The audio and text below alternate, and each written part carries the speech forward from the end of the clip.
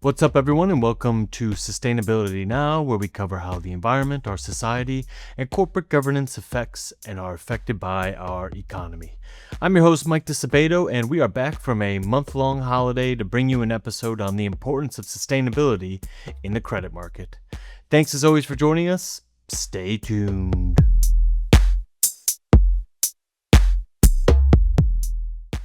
The bond markets, where fixed income investors roam, are pretty calm compared to equity markets. The most exciting times are really only during global catastrophes, where customers sell their huge portfolios of bonds as quickly as possible, and bond traders rake in the profits because they can basically charge whatever they want in those moments. Other times, though, things are more orderly, less chaotic, more refined, and unless you are buying credit default swaps and betting on a company to go bankrupt, you typically, as a bond investor, just really want to control your downside risk and earn your coupon and go on your merry way with some more cash in your pocket. And the way you do that is ensure you invest in the bonds of companies that aren't going to have a destructive surprise. Get a new, crappier credit rating, let's say, which makes the bonds less attractive and tanks your investment because you bought that bond when it was much more attractive. Of course you did. Now you're buying high and selling low, and that ain't the way to go. Now, the way bond managers assess the risk of their bonds is by using what is called a credit spread. A credit spread is an indication of the risk of loss. It's how risky the bond is compared to what's called a risk-free bond, like the U.S. Treasury security bonds. The U.S. Treasury can print money whenever it wants to, so it's unlikely that it's going to go bankrupt. Now, the tighter the credit spread, the closer the bond is to that risk-free investment, and thus the less risky it is considered by the market. But if I'm an investor, I sort of care a bit less about whether or not a bond's credit spread is tight or wide. Ostensibly, I've already done that analysis before investing in the bond. I care more about the fundamentals of the spread. Why is the bond riskier or safer? And can I benefit from that knowledge? And more importantly for bonds, can I ensure that the spread isn't going to shift on me in the wrong direction? And there are many traditional ways in which investors go about understanding why credit spreads are the way they are. But there are alternatives to those ways of understanding credit spreads. One might argue underappreciated ways to assess credit spreads. That, at least, is the argument of my guest today, Jakub Malich, who's my colleague and also helps head our fixed income team. He, along with his co-authors Shinshin Wang and Annette Hussey, looked at sustainability factors as an alternative to traditional credit spread analysis. And they sought out to see whether sustainability factors were a useful predictor of a company's risk and thus credit spreads. So today for you all, I called up Jakub and asked him what they found out. So we looked at over 20,000 bonds over a 10-year period, and we did see that the bonds of issuers with high ESG ratings had lower credit spreads than those from the low ESG rated companies. And also over that 10-year period, they exhibited much lower market volatility. Now, this is interesting because historically, the uptake for ESG integration by fixed income investors has lagged their equity peers. They just haven't been on board in the same way. But that's starting to change. Bond investors have, especially over the last 10 years, increasingly engaged companies on sustainability issues at scale. Many large investment managers are actually engaging companies at the time of their bond issuance to talk with them about their sustainability profile and the benefits it can have for that issued bond. And the fact that there are benefits is a finding that continues what we have already shown is true about ESG ratings and the cost of capital. Higher ESG scores, on average, experience lower cost of capital compared to companies with poor ESG scores in both developed and emerging markets. And what Jakub and his co-authors Shinshin and Annette found is by looking at past performance, sustainability risks consistently proved financially material in the credit markets, even across different macroeconomic environments. But don't take my word for that. Don't let me convince you just yet. First, we need to understand how they actually figured it out. How did they actually get this finding and present it in the way they have? What was the method that they used? Was it difficult? Was it easy? I needed Jakub to tell me everything. Naturally, this is the hard part. So that's where we spend the most time. more particularly in trying to isolate all the other influences that we know that they influence both credit spreads and the market behavior of bonds. So some of these factors include, of course, things like sensitivity to interest rates, the credit quality of the issuing company, the liquidity of the bond, how easy it is to trade it, and so on. We would put this into a regression, and we try to see again how much of the spread was explained by some of these what we call traditional fixed income factors, that there is plenty of financial literature out there and empirical data by which we know that these factors do influence the spreads. And again, after knowing how much is explained by that, looking at the residual or the leftover portion, and then again looking at the differences between companies based on the measure of sustainability risk, which is the ESG rating, we would still see that there was a difference. So we used our models and we isolated these factors and how much they contribute to the spreads. And then we only looked at the leftover portion of the spread. We divided the companies by their ESG ratings.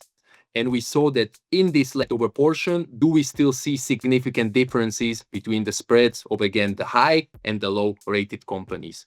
And we did see that. So it seems that at least when it comes to spreads, the market seems to be pricing in the sustainability related risks, which our ESG ratings measure. Okay, so that is the process. And if we relate that back to what I opened with on fixed income investing, where investors want to understand why credit spreads are the way they are to both avoid downside risk and understand if they have a good investment idea on their hands when the market maybe hasn't appropriately allocated risks, what Jakub and his co-authors' findings translate to is, in the past, the sustainability factors that make up our ESG ratings can be used to understand why a company has a tighter credit spread than a competitor. They can be used basically to understand the credit spreads themselves, which is the name of the game for fixed income investing.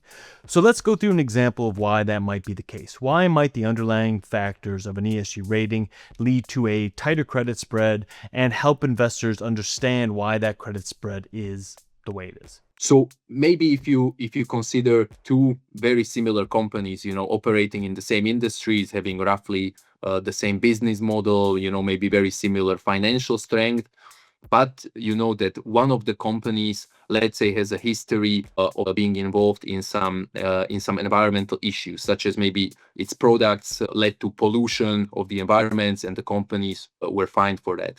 Or maybe companies that handle a lot of sensitive client data have history of not very strict data privacy policies, which led to some data leaks, right? Which again, regulators globally penalize very strictly. So imagine you have these two similar companies. One of them has these issues, or at least had them in the past, and you are still suspecting that maybe they can grapple with them in the future. And you have the other company that has no history of this, and it seems like their policies and programs are actually structured well to deal with these risks. So once again, their financial strength being equal, which would you consider more risky? I think more people would probably say that the one with all these extra, what we call sustainability related issues, they would probably see this company as the more riskier of the two, which should reflect in the credit spreads of its bond, right? So it will have to pay investors a higher premium for them to be willing to assume those risks. What might be some of the pitfalls of this? I think it's easy for us to fall into this assumption that our sustainability factors are useful in understanding a company's risk. But what might have gone wrong with that assumption? What might you all have missed? And did you implement any guardrails to ensure that you didn't mistake something for nothing? I think the biggest issue is always making sure that there are no other factors that are actually biasing or influencing your results. And you are attributing the qualities to some data that actually is not responsible for any of this, but it's really caused by the other factors. So to deal with that, we introduced some additional tests in our paper. So first of all, we utilized our what we call a transmission channel framework, and that is the kind of the mechanism that we established how we would expect the sustainability to influence the company's business. So really, how much profits it can generate, how easy it can repay its debt. Basically, if it has more robust, stable business model. And how this ultimately leads to the valuation differences of securities, between the companies that are doing better on these issues and not. We also expect them to go more easily through different market environments. And we expect them to have stronger risk management, which should mean that they should be less frequently involved in different negative incidents, and there should be lower company-specific risk associated with their securities in the market. So this is what we tested, and on all of these metrics, we found that, again, the companies with the high ESG ratings performed much better than the companies with low ESG ratings. So this is another kind of check that we introduced to tell us that really there can be, if not causality, certainly a correlation between company with a stronger sustainability profile and its fundamental and market performance. Right, so those transmission channels that Jakub mentioned can be more formally thrown into three buckets. And here's kind of what the buckets mean. There's the cash flow channel, where high ESG rated firms showed in their research stronger competitiveness, profitability, and debt servicing capacity. And what that translates into is lower leverage and better credit quality. There's the systematic risk channel, where bonds from higher ESG rated issuers had lower sensitivity to market-wide shocks, meaning they had less volatility and a lower overall cost of capital. Then there's the idiosyncratic risk channel, where high ESG rated companies had fewer negative incidents like scandals or governance failures, and that just meant the companies themselves were less risky bets. And it was with these transmission channels that they really were able to say that sustainability risks and opportunities influence bond performance. And that's even after Shinshin, Annette, and Jakub controlled for all necessary factors. And the thing is, that might all sound kind of obvious to you as a listener, that these companies that are better cashed up, let's say, are going to perform better overall. But you have to remember, and this is the point I want to leave you with, sustainability risks are not fully captured by traditional credit ratings. They aren't looking at sustainability factors when creating those ratings. So what does that mean? It means there is this undervalued aspect of the market with regards to sustainability data that can be utilized to possibly better understand a company's risks and credit spreads. It's as simple as that.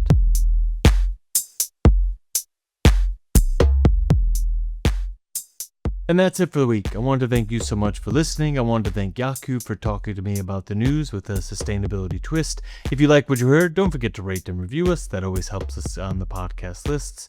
And subscribe wherever you get your podcast. Don't forget to subscribe to Sustainability Now, not our old name, ESG Now. Thanks again, and talk to you next week.